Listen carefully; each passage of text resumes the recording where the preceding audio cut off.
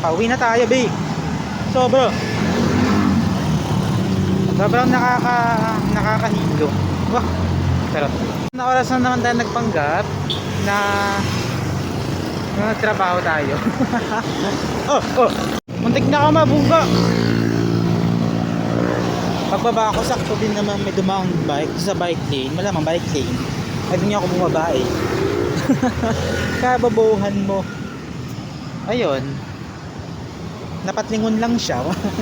I'm on the way pa uwi. Ayun, nag-seminar kami kanina.